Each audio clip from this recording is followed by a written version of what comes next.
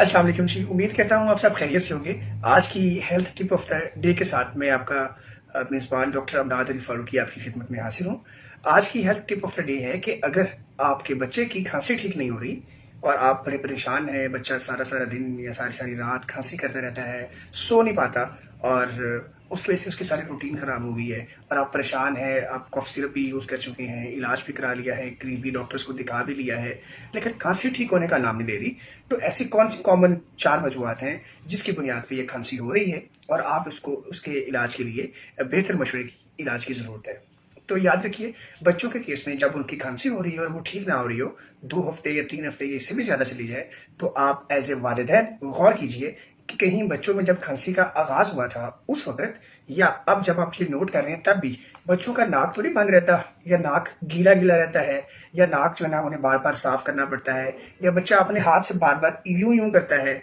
या आपने गौर किया हो कि बच्चा अपने टिश्यू पेपर लेके अपने नाक को साफ़ करने की कोशिश करता है या आप लोगों ने नोट किया हो कि बच्चा ऐसे की आवाज़ करता है जैसे गले में कुछ ऐसा प्रॉब्लम है, फिर वो खांसी करता है और खांसी का असर चल जाता है। अगर आप ये नोट करें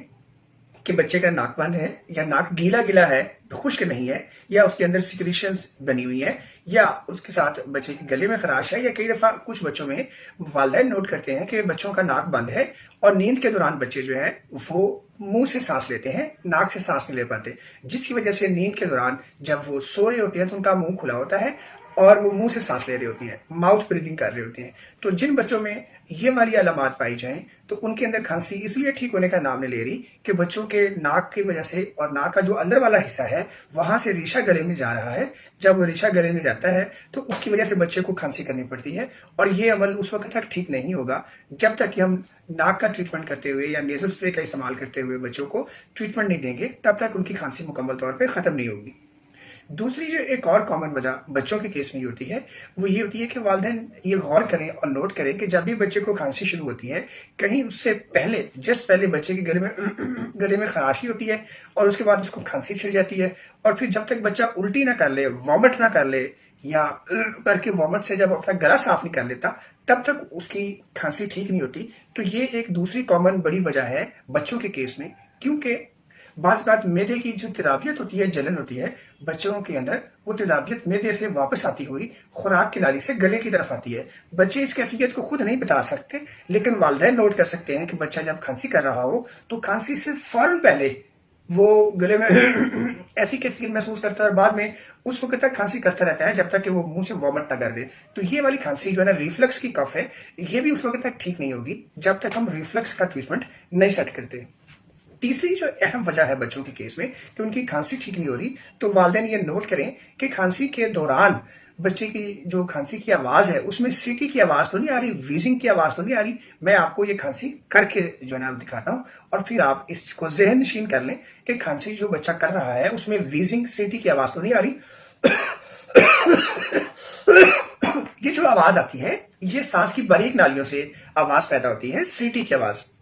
अगर बच्चों में ये वाली आवाज खांसी के दौरान आ रही है तो असल में खांसी की ये किस्म सांस की बारीक नालियों में सिकुड़ाव से पैदा होती है, जिसकी आम वजह सांस की नालियों का सिकुड़ाव या दमा हो सकता है और इस केस में कफ सिरप काम नहीं आते। इस मौके पे हमें जरूरी होता है कि हम बच्चे के लिए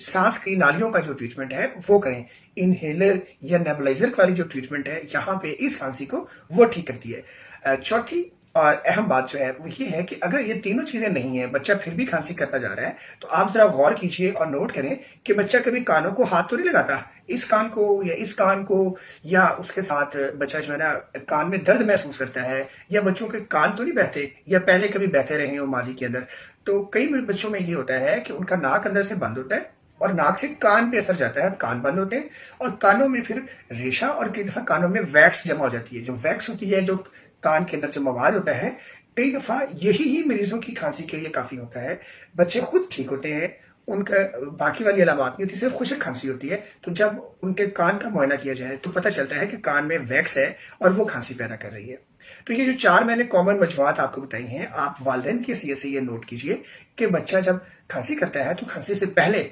उसका नाक बंद है या नाक गीला है या गले में ऐसे उसे होता है,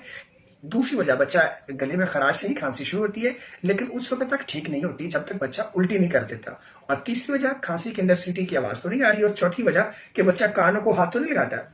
ये 4-5 बातें जब आप नोट कर लेते हैं तो मुझे यकीन है कि 90% से ज्यादा केसेस के अंदर जो है ना, बच्चों के वालिदैन बच्चों की प्रॉब्लम तक पहुंच जाएंगे, जिसके इलाज के लिए वो अपने मुतल्लिका डॉक्टर से रब्ता कर सकते हैं। उसके साथ हमारी ऑनलाइन और ऑफलाइन प्रेजेंस भी मौजूद है। आप इस सिलसिले में हमारे जो फ्री एडवाइजरी ग्रुप्स हैं, Farooqui chest and lung forum, वहां पे भी ये मशवरा ले सकते हैं, वहां पे ये फ्री एडवाइस ले सकते हैं, अपने बच्चों का प्रॉब्लम डिस्कस कर सकते हैं। आजकल चूंकि स्मोक बहुत ज्यादा है और स्मोक सीधी नाक, साइनस और गले को ही मुतासर करती है, तो बहुत सारे बच्चों में आजकल जो नज़ला और गले में खराश या गले में जो प्रॉब्लम हो रहा है, उससे बच्चों को खांसी का प्रॉब्लम लाहक हो रहा है। यही वजह है कि गवर्नमेंट ऑफ पंजाब या सेहत के शोबे,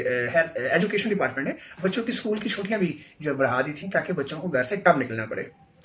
इसके अलावा अभी दिसंबर का महीना चल रहा है, फ्लू वैक्सीन मौजूद है। जिन जिन लोगों ने फ्लू वैक्सीन नहीं लगवाई या जिन बच्चों को फ्लू वैक्सीन अभी लगने वाली है, वालिदैन को चाहिए कि उन्हें फ्लू वैक्सीन लगवा लें। और फिर 12 साल से बड़े जितने बच्चे हैं और तमाम फिर जो पेरेंट्स खुद हैं, उनकी कोरोना वैक्सीनेशन अगर नहीं हुई तो अपनी वैक्सीनेशन करवाएं, और वैक्सीनेशन अगर करवा चुके हैं तो अपनी बूस्टर डोज लगवाएं। अपना, अपनी फैमिली का और अपने अहले खाना का भरपूर ख्याल रखिए। मुझे दुआ में याद रखिए। अगली health tip of the day के तक मुझे इजाजत दीजिए। खुदा हाफिज।